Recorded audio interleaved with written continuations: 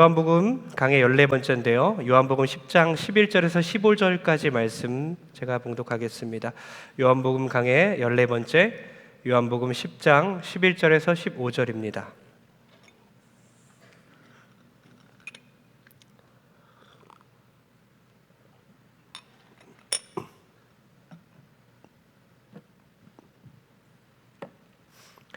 나는 선한 목자라. 선한 목자는 양들을 위하여 목숨을 버리거니와 삭구는 목자가 아니요 양도 제 양이 아니라. 이리가 오는 것을 보면 양을 버리고 달아나나니 이리가 양을 물어가고 또 해치느니라. 달아나는 것은 그가 삭군인 까닭에 양을 돌보지 아니함이나 나는 선한 목자라. 나는 내 양을 알고 양도 나를 아는 것이 아버지께서 나를 아시고 내가 아버지를 아는 것 같으니 나는 양을 위하여 목숨을 버리노라. 아멘. 할렐루야. 할렐루야. 우리 선한 목자 되신 예수님 한번 따라했으면 좋겠습니다. 선한 목자 예수님. 선한 목자 예수님. 네, 선한 목자 예수님이란 제목으로 하나님 말씀 전할 때 많은 은혜 받으시기 바랍니다. 네, 퀴즈입니다. 우리 1, 2부 먼저 예배 듣고 오신 분들은 답하면 안 될 것 같아요. 네, 다음 동물은 무슨 동물일까요? 열받으면 머리를 벽에 들이받는다. 목줄을 맬 수 없는 동물이다. 목줄을 매면 스트레스를 받아서 죽어버린다.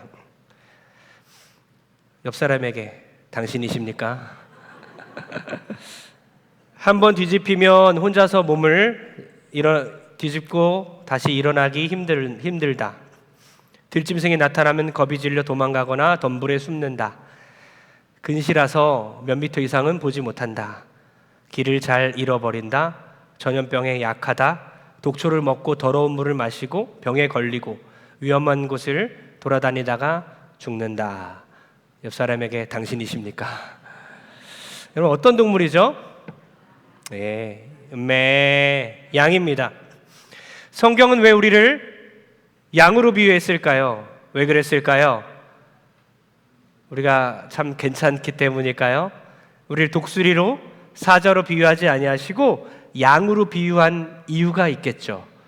고집 세고 성질 더럽고 한 번 시험 들면 다시 못 일어나고 진리의 길을 잃어버리고 불신앙의 전염병에 잘 걸리는 그 모습이 양과 같지 않습니까?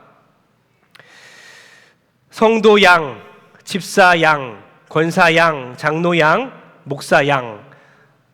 양은 영원히 양입니다. 양이 직분을 받고 사자로 변신되진 않습니다. 양이 목사 안수 받고 독수리가 되진 않아요. 양은 영원히 양인 거예요. 우리가 양이라고 인정되는 것에서부터 오늘 설교가 출발할 수 있습니다. 우리가 양이어야지 누가 필요합니까? 목자 대신 예수님이 필요한 거예요. 오늘 우리가 양으로서 인정하시고 오늘 선한 목자 되신 예수님 설교 가운데 만나시고 또 목자 되신 예수님을 영접하시고 목자 되신 예수님의 인도함 받는 귀한 예배 시간 되길 주의 이름으로 축복합니다. 여러분 목자와 양의 관계는 어떤 관계일까? 우리가 양으로서 인정을 한다면 양이 어떤 특징을 갖고 있는지를 알아야죠. 우리는 양으로서도 잘 인정하지 않지만 양의 특징도 잘 모르는 것 같습니다. 양의 특징이 뭘까요? 1절을 다 같이 읽겠습니다. 1절입니다. 시작.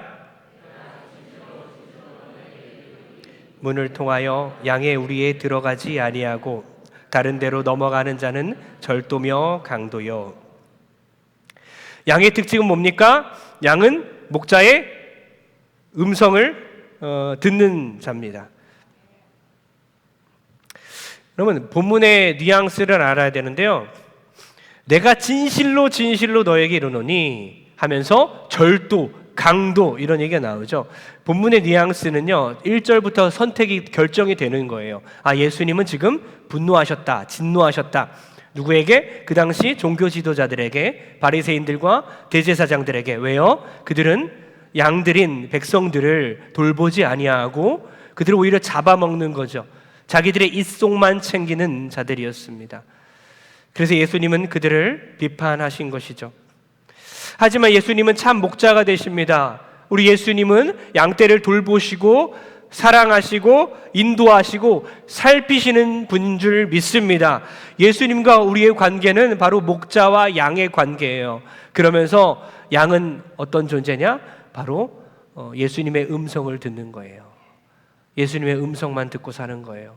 그리고 예수님은 양을 불러주시는 것이죠. 3절 다 같이 읽겠습니다. 3절입니다. 시작. 문지기는 그를 위하여 문을 열고 양은 그의 음성을 듣나니 그가 자기 양의 이름을 각각 불러 인도하며 내느니라. 아멘. 각각 그 이름을 부른다고 그랬습니다. 뭉뚱그렇게 그냥 동선교회 성도들아, 누구 교회 성도야, 어디 양들아, 어떤 가족 양들아, 이게 아니라 각각 그 이름을 각각 부르신다고 그랬어요. 그 당시 유대인들은요, 한 가정에 10마리 안팎으로, 또 많게는 20마리, 30마리 해서 양들을 길렀어요. 집집마다 그렇게 양들을 기르면서 그 양들의 이름을 각각 다 불렀다는 거예요. 그 양의 생김새답게 별명을 짓고 이름을 지었다는 것입니다. 그러니까 목자는 양의 이름을 각각 부른다는 거예요. 이것이 저에게 참 은혜가 됐어요. 각각 불러주시지. 아무리 믿음 없어 보이는 성도일지라도, 이제 예수님을 막 믿게 된 초신자일지라도, 성경을 한 번도 읽어본 적이 없을지라도, 때로는 믿음 생활하다가 넘어져 있을지라도, 시험 들어 있을지라도, 예수님은 그 사람 한 명 한 명을 각각 다 불러주시는 거예요. 주님은 그의 이름을 부르시는 겁니다. 부른다는 것은 뭘 의미합니까? 소유권을 말하는 거죠. 우리가 예수님께 속해 있다는 거예요. 우리가 주님의 것이라는 겁니다. 또한 주님이 우리를 부른다는 것은 뭡니까? 친밀감을 말하는 거죠. 친밀하지 않으면 우리를 부를 필요가 없어요. 에이, 거기. 이름을 부르는 것은 친밀감을 말하는 거예요. 서로 성도들끼리 이름을 불러주시고 또 직분을 불러주시고 성도의 이름을 다 아셔야 됩니다. 이름을 부른다는 것은 친밀하다는 거예요. 자녀에게도 그 이름을 부르지 않습니까? 누구야, 누구야, 누구야. 그런 것처럼 우리 주님께서는 아무개야, 아무개야, 우리의 이름을 각각 불러주시는 거예요. 친밀감을 말하는 거예요. 이렇게 예수님은 우리를 소유하셨고 우리에게 친밀하게 우리의 이름을 각각 불러주세요. 그리고 가장 중요한 건 뭐냐면요, 우리는 양은요 목자의 음성만 듣는 거예요. 아무개 양아, 음매, 주님 저 여기 있습니다. 양 같아요? 양 목소리 같습니까? 음매 하면서 예수님께 주님 저 여기 있습니다. 저는 양입니다. 저는 양에 불과합니다. 저는 목자가 필요합니다. 저를 불러주시니 감사합니다. 음매 하면서 대답하는 거예요. 양은 눈은 퇴화됐어요. 잘 안 보입니다. 그런데 귀만 발달했어요. 여기서도 참 은혜가 있는데요. 양은 참 성질 더럽고 못됐어요. 앞이 잘 안 보입니다. 그러나 정말 다행인 것은 귀라도 발달이 됐다는 거예요. 자기 주인의 소리는 알아듣는다는 거예요. 그렇게 훈련을 받았기 때문이에요. 주인의 목소리를 분간하게 훈련받았어요. 우리가 귀라도 발달돼야 하는 거예요. 예수님이 부르실 때 응답해야 된다는 것입니다. 한 방문객이 양치기 옷을 입고 빌려 입고 최대한 주인과 비슷하게 양들의 이름을 불렀다고 해요. 그러나 양의 이름을 불렀는데 어떻게 반응하냐? 양들은 아무 반응하지 않고 평온하게 계속 풀을 뜯고 있었다고 합니다. 그러나 주인이 나타나서 누구야 누구야 하면서 양을 부르자 음매하면서 대답을 한다는 거예요. 이렇게 실제로 양들은 자기 주인의 목소리를 분간하는 거죠. 여러분 어떻습니까? 여러분의 주파수는 목자 되신 주님과 맞춰져 있습니까? 주님이 부르실 때에 네 하면서 응답하십니까? 우리가 성질은 여전히 더러울 것이고요, 앞도 잘 안 보일 것입니다. 한번 넘어지면 우리는 잘 못 일어날 것입니다. 그러나 괜찮아요. 말씀은 꼭 잘 들어야 된다는 겁니다. 말씀만 잘 들으면 된다는 거예요. 영적으로 피폐해진 양들은요 계속 들이받습니다. 교회에서도 마찬가지예요. 은혜가 없는 양들은요, 영적으로 충만하지 않는 양들은요 계속 성질 부리고 머리를 들이받을 거예요. 자신이 고집센 양이라는 것을 자신은 모르겠죠. 계속 우리 바깥으로 뛰쳐나가고 주인이 불러도 대답하지 않습니다. 예배 가운데 말씀이 들리지 않습니다. 그럴 때 귀를 쫑긋 여시고 주님의 목소리를 듣는 여러분 되기를 바랍니다. 이럴 때 주님 어떡합니까? 그 양을 포기하나요? 포기하지 아니하십니다. 그 양의 다리를 잡고 약한 부위를 똑 부러뜨립니다. 실제로 그렇대요. 목자는 고집센 그 양들을요, 다리를 일부러 꺾어서 깁스를 하게 하고요, 양은 고통스러워 울죠. 그때 목자는 부러진 다리에 깁스를 하면서 우리에 넣어서 누워서 지내게 합니다. 그리고 양에게 꿀과 물을 공급하죠. 그리고 부러진 다리가 나오면 다시 공동생활을 하게 하는 거예요. 그러면 그 고집센 양이 어떻게 변합니까? 다시는 고집을 부리지 않고 주인의 말을 듣게 된다는 거예요. 저도 이번에 주님이 살짝 다리를 똑 부러뜨리는 것처럼 무릎 수술을 했습니다. 정말 살짝. 하나님은 저의 어떤 부분을 꺾기 원하실까? 오늘 말씀을 묵상하며 하나님은 저에게 어떤 부분을 꺾기 원하십니까? 이 수술이 저에게 어떤 의미가 있습니까? 물론 이 수술을 통해서 더 성도들의 아픔과 성도들의 마음을 더 공감하게 됐습니다. 다리 환자들은 더 눈에 띄더라고요. 동병상련이죠. 그리고 가족들이 얼마나 소중한지를 아파 보니까 가족들을 더 사랑하게 되더라고요. 그 외에 하나님 저에게 무엇을 가르쳐 주기 원하십니까? 어떤 부분을 똑 꺾기 원하십니까? 이렇게 질문했어요. 근데 하나님께서 이런 마음을 주시더라고요. 그냥 목자 되신 예수님, 내가 양이고 내가 연약하기에 목자 되신 예수님이 필요하구나, 그렇게 깨닫게 하시더라고요.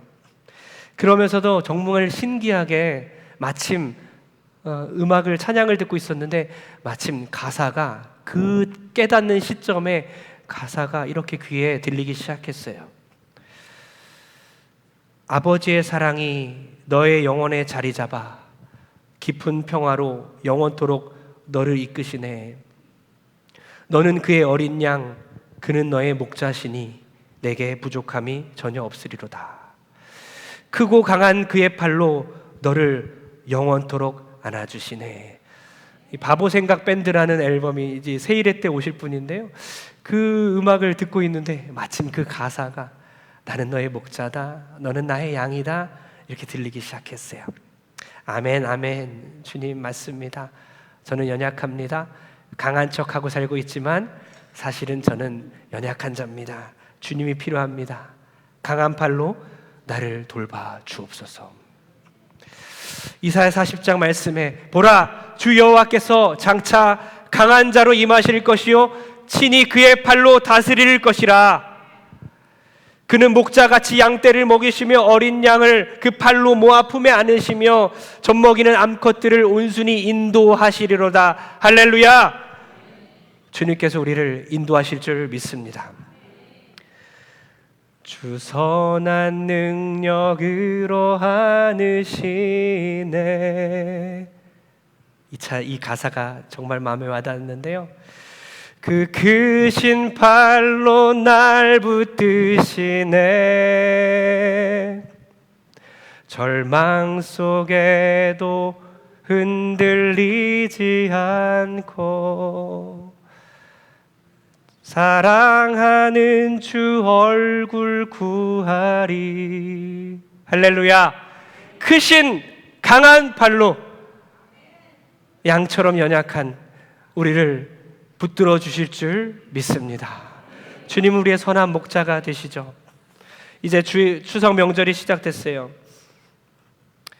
이렇게 적용했으면 좋겠습니다. 가족들과 함께 만나는 이 자리 가운데 주님의 음성을 먼저 들었으면 좋겠어요. 여러분의 마음을 힘들게 하는 소리들이 있을 수 있습니다. 어려운 자리가 있을 수 있잖아요. 시댁 식구와의 자리와 또 친정 식구들과의 자리와 또 어려운 그 어르신들과의 자리, 또 먼 친척들과의 자리, 끊임없이 요리만 하고 일만 해야 하는 그런 분들도 계시죠. 그런 일들 가운데 어떤 소리에 집중하시겠습니까? 나의 마음을 힘들게 하는 그 소리를 듣지 마시고 우리를 부르시는 그 주님의 음성을 듣는 여러분 되길 주의 이름으로 축복합니다. 여러분, 양의 특성은 또 뭐냐면요, 양은 주님의 음성만을 듣고요, 또한 양은 문을 통해서만 나갈 수 있어요. 문을 통해서만 들어오고 문을 통해서만 나갑니다. 7절과 9절을 연달아 한번 읽어보겠습니다. 시작. 그러므로 예수께서 다시 이르시되 내가 진실로 진실로 너희에게 말하노니 나는 양의 문이라. 내가 문이니 누구든지 나로 말미암아 들어가면 구원을 받고 또는 들어가며 나오며 꼴을 얻으리라. 아멘. 여러분, 요한복음 강해하면서 제가 누누이 말씀드리는 것 뭐죠? 나는 뭐뭐다. 이게 헬라어로 에고 에이미. 기억하십시오. 에고 에이미. 나는 뭐뭐시다. 예수 그리스도의 정체성을 7번에 걸쳐서 나는 뭐뭐시다, 에고 에이미가 등장하는데요. 첫 번째는 뭐라 했죠? 나는 생명의 떡이다. 생명의 떡이신 예수님. 나는 세상의 빛이다. 빛이신 예수님. 그리고 세 번째와 네 번째가 동시에 10장에 나오죠. 나는 양의 문이다. 그리고 나는 선한 목자다. 나는 뭐뭐시다. 예수님의 정체성이 양의 문이고 선한 목자고, 이것을 이해해야 되는 거예요. 오늘 말씀을 통해 이 두 가지 정체성을 이해하고 받아들여야 되는 거죠. 근데 이해가 안 가요. 왜 예수님은 선한 목자면서 목자가 어떻게 문이 되지? 목자는 목자고 문은 문이잖아요. 근데 왜 목자가 문일까? 여러분, 이 사진을 한번 보면 이해가 쏙 가실 것입니다. 한번 사진 보여주세요. 저기 앉아있는 사람이 누구죠? 목자죠. 문에 목자가 앉아있어요. 목자이면서 문입니다. 그 당시 팔레스틴 지방에는요, 이제 목초지로 풀을 뜯으러 갈 때 양떼를 데리고 돌아다니지 않습니까? 풀이 많이 없어서 풀을 구하러 다니다 보면요, 시편 23편의 말씀처럼 사망의 음침한 골짜기를 만날 때도 있는 거예요. 그러다가 푸른 초장을 만나서 거기서 풀을 뜯게 하죠. 다니다 보면은 어때요? 밤이 되면 야영을 해야 됩니다. 그때 돌을 쌓고 만들고 문까지는 못 만들어요. 문에 누가 주저앉습니까? 목자가 들어눕습니다.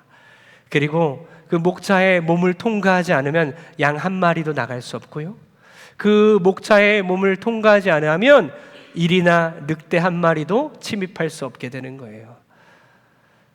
아, 선한 목자가 바로 양의 문이구나. 목자 되신 예수님이 바로 양의 문이 되어주셔서 우리가 그 안에서 평온하고 안전을 누릴 수 있게 하신 것입니다. 오직 예수 그리스도를 통해서만이 구원이 있는 거예요. 예수 그리스도를 통해서만이 생명이 있는 것입니다. 주님을 통과해야만 우리가 구원을 받을 수 있는 거예요. 배낭여행을 하던 한 젊은이가 지방여행을 하다가 어느 날 한때 양을 치고 있는 목자를 만났어요. 그 목자와 많은 대화를 하다가 밤이 되자 목자가 젊은이에게 양떼를 구경시켜주러 양의 우리로 데려갔어요. 사면이 다 벽으로 둘러싸여 있는데 구멍이 하나 나 있는 거예요.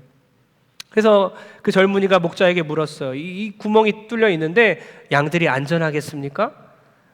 목자가 말하죠. 네, 안전합니다. 왜냐하면 제가 문이 되기 때문입니다. 나를 통과하지 않고서는 양은 한 마리도 못 나가고 일이나 늑대는 한 마리도 들어올 수 없습니다. 이해 가셨죠?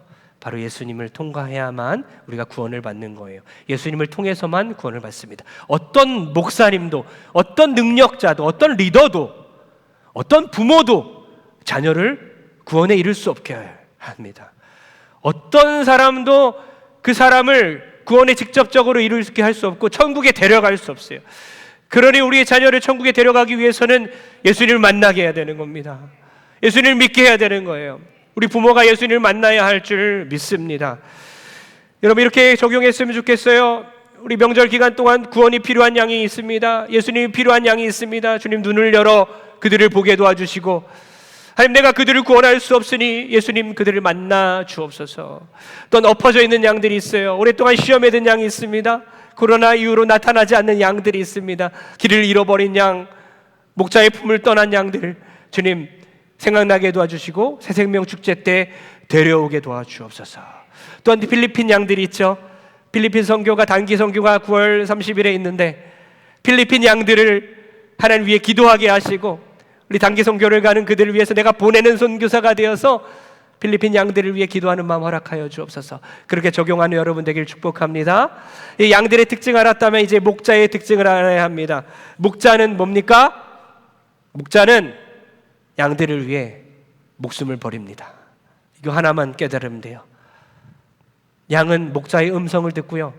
목자는 양을 위해 생명을 바칩니다. 11절과 12절을 연달아 읽겠습니다. 시작.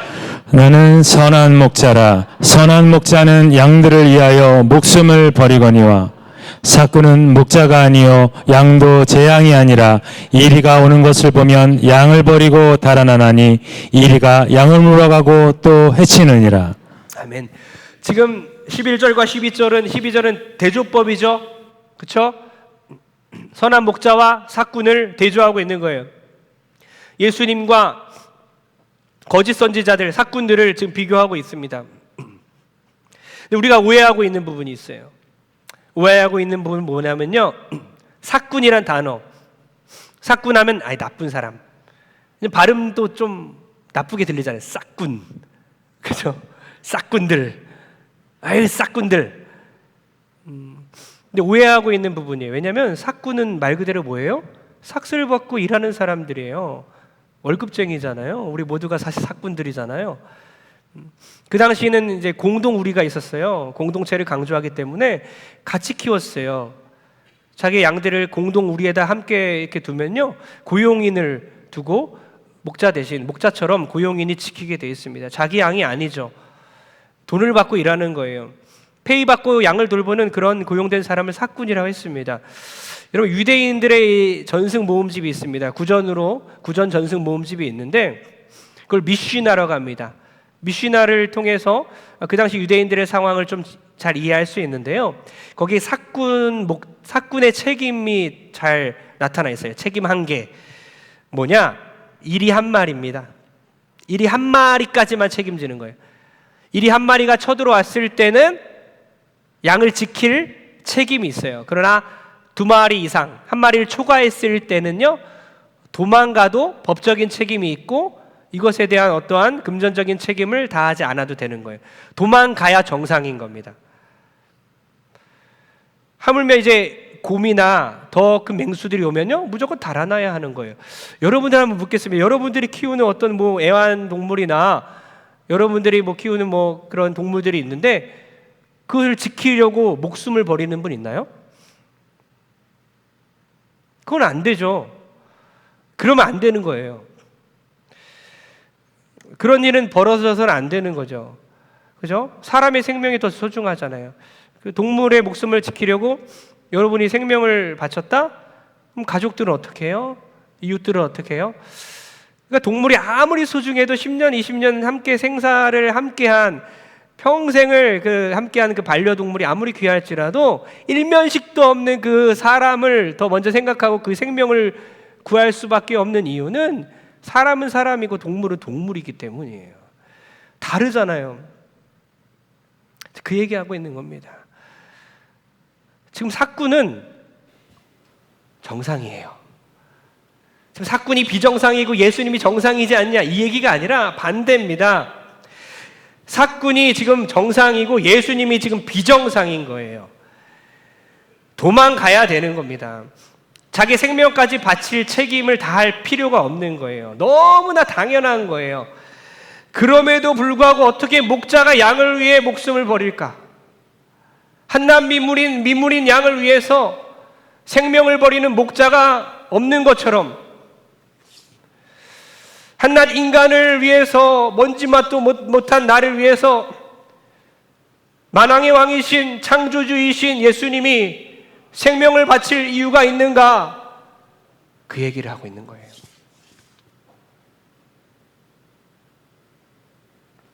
예수님의 그 과분한 사랑, 넘치는 은혜를 강조하기 위해서 삭군과 비교하고 있는 거예요. 삭군은 이상하고 나는 그냥 정상이다가 아니라 삭군이 정상이고 예수님은 너무나 과분한 사랑을 우리에게 주셨고 지나치고 과도한 사랑으로 우리를 사랑하셨다. 목숨까지 버리시면서 그 얘기를 하고 있는 겁니다. 사진 한 장 보여주십시오. 그럼 김병종 화백의 바보 예수라는 그림이에요. 김병종 씨는요, 이제 그림을 항상 이렇게 그리면서 눈물을 담았습니다. 눈물 한 방울을, 웃는 예수님의 모습이지만 눈물 한 방울이 이렇게 있는 거예요. 왜 그랬냐? 다른 사람을 위해서 눈물 흘리는 어떤 신도 본 적이 없다는 거예요. 그리고 더 나아가 예수님은요, 당신의 예수님을 사랑하는 사람뿐만 아니라 예수님을 박해하고 미워하는 사람을 위해서도 눈물을 흘리셨기 때문에 이 눈물 한 방울을 집어넣어서 그렸다는 거죠. 이런 바보 예수라는 책이 있는데요. 그 책을 기록한 그 책에 보면요, 이런 내용이 나와요. 예수님이 살고 계실 때는 사람들이 착해서 왼쪽 뺨을 들이대면 사람들이 미안해서 때리지 못했을지 모르지만 요즘은 왼쪽 뺨 대면 때립니다. 요즘에는 오른뺨을 만약에 때리면 왼뺨을 돌려대는 게 아니라 다시는 엉겨붙지 못하게 작사를 내야 합니다. 저 속옷을 뺏어가는 사람에게 겉옷을 주라고요? 그렇게 못합니다. 억지로 가자고 하는 사람에게는 난 가기 싫어요 라고 의사표현을 명확히 해야 앞으로 인간관계가 서로 편합니다. 누구든지 죄 없는 사람이 돌로 쳐라 라고 하시면 요즘에는 모든 사람들이 다 돌을 던지고 갈 것입니다. 그래서 좋은 이웃은 사랑하고 나쁜 이웃은, 원수는 일벌백계 해야, 반드시 갚아주어야 그런 일이 재발되지 않습니다. 그래서 매일매일 본사 운영의 부실함과 재정 정산의 부정확함과 업무 처리의 엉성함과 불법적 요소들을 차곡차곡 정리해서 발송하고 답변을 받는 과정의 연속이었습니다. 사는 것이 지옥이었어요. 마음은 더 지옥이었습니다. 예수님은 참 바보입니다. 할 수 있는데도 안 했습니다. 바보라고 손가락질해도 참으셨습니다. 나와 예수님의 차이점이라면 나는 바보라고 부를 것 같아서 못 참는 것입니다. 이렇게 하면 사람들이 나를 바보라고 할 것이고 본사에서도 나를 바보라고 여길 거 아닌가. 그래서 죽기 아니면 까무러치기로 한번 해보자. 억울함이 소명이 될 때까지 나는 자결이라도 할 것처럼 극단적인 상상까지 세상에 알리기 위해서 그렇게 했습니다. 용선이 사랑이니 하는 것은 비겁한 자의 변명이고 자기 합리화라며 밤마다 이를 박박 갈았습니다. 당신들의 잘못을 낱낱이 밝혀줄 거야. 사람 잘못 골랐어. 나는 정말 똑똑하니까. 근데 정말 똑똑한 나를 예수님께서 자꾸 바보가 되려고 합니다. 바보가 되는 것이 더 좋다고 합니다. 곤란하다고 몇 번 부정하니까 예수님이 너무 간곡히 부탁하셔서 못 이기는 척하며 약간만 바보인 척하기로 했습니다. 몇 번의 어설픈 바보 연기를 시연하는 동안 마음과 인식의 변화가 일었습니다. 나의 잘못, 나의 부족함과 오만함에 대해서 돌아볼 수 있었고 결국 나는 똑똑하게 멍청했고 빈틈없이 허술했습니다. 그래 내가 바보였구나. 마음의 평화가 다시 자리 잡기 시작했고 찬양이 들리기 시작했습니다. 그러면서 그는 이렇게 말해요. 나는 세상을 시끄럽게 하는 너무나 잘난 목회자와 교회와 크리스찬들을 보면 슬프다. 스스로 바보의 길을 걸었던 예수님의 길을 바보같이 생각하는 것 같아서. 대한민국의 크리스찬들은 세바사가 돼야 할 때다. 여러분 세바시는 있잖아요. 세상을 바꾸는 시간. 세바시가 아니라 세바사가 돼야 할 때다. 세상에서 바보 같은 사람. 그래서 세상을 바꾸는 사람. 이 글을 접하면서 정말 예수님은 바보 같았구나. 목자가 되셔서 양의 문이 되셔서 거기 주저앉으시고 그리고 목자로서 생명까지 바치면서 민물 같은 나를 위해 목숨을 바치시니 참 바보 예수님이시구나. 그렇게 깨닫게 됐습니다. 사랑하는 우리 성도님들, 우리가 돌봐야 하는 양은 누구입니까? 우리가 생명까지 바쳐서까지 주님의 그 생명 다한 사랑을 흉내내면서 돌봐야 하는 상처받은 양들은 어디에 있습니까? 가족입니까? 이웃입니까? 성도입니까? 다윗처럼 말도 안 되죠? 곰이나 사자를 때려 죽였다니, 양떼를 지키기 위해서 도망갔어야 되는데, 양떼 버리고 도망가야 당연한데 곰이랑 사자와 싸웠던 그 다윗, 그를 이스라엘의 목자 삼으시고 왕 삼으시지 않습니까? 작은 것에 순종해야 되는구나. 내가 작다고 여기는 그 영역은 어디인가요? 목자로서 어쩌면 아내나 남편이 작아 보일 수 있고 자녀가 작아 보일 수 있지만, 그 가족들에게, 아내에게 따뜻한 말 한마디, 말투부터 바꾸는 것이 어떻겠습니까? 정말 목자처럼 살피고 돌보는 게 어떻겠습니까? 그렇게 목자의 마음으로 살아가는 여러분 되길 주의 이름으로 축복합니다. 에스겔서 34장 4절 읽고 마치겠습니다. 다 같이 시작. 너희가 그 연약한 자를 강하게 아니하며 병든 자를 고치지 아니하며 상한 자를 싸매주지 아니하며 쫓기는 자를 돌아오게 하지 아니하며 찾지 아니하고 다만 포악으로 그것들을 다스렸도다. 거짓 선지자들의 특징 5가지가 나옵니다. 짧은 구절 속에서 5가지 특징은 뭐였죠? 연약한 자를 강하게 하지 않고요, 병든 자를 고치지 않았고요, 상한 자를 싸매지 않았고요, 쫓기는 자를 찾지 않았고, 잃어버린 자를 찾지 않았습니다. 이것을 뒤집으면 바로 예수님, 선한 목자의 특징이 되는 거죠. 반대입니다. 예수님은요, 연약한 양인 우리를 강하게 하시고요, 할렐루야. 그리고 상한 양 같은 우리를 싸매 주시고, 할렐루야. 병든 양 같은 우리를 고쳐 주시고, 할렐루야. 그리고 쫓기는 양 같은 우리를, 잃어버린 양 같은 우리를 다시 찾아 주시는 분임을 믿습니다. 그 주님께서 우리 성도님들 너무나 사랑하고 계셔요. 목자 되신 주님을 만나시고, 내가 양이구나, 난 영원히 양이구나, 내가 양인 것을 이제 깨달았으니 나의 연약함을 인정하고 목자 되신 주님을 붙드는 여러분 되길 축복합니다. 또한 우리 모든 성도님들, 특히 목자 역할을 하는 분들, 리더들, 그리고 다음 주에 임직받는 4명의 임직자들, 목자의 마음으로 우리 동선교회를 섬긴다면 이 동선교회가 쉴만한 물가, 푸른 초장이 될 줄 믿습니다. 쉴만한 물가, 푸른 초장이 될 줄 믿습니다. 할렐루야. 그렇게 우리 목자의 마음으로 살아가는 여러분 되길 부탁드립니다. 다 같이 기도합니다. 기도할 때 하나님, 주님의 목자의 마음으로 양떼를 돌보게 도와주옵소서. 내가 먼저 양임을 인정하고 주님의 음성 듣게 도와주옵소서. 다 같이 기도하겠습니다.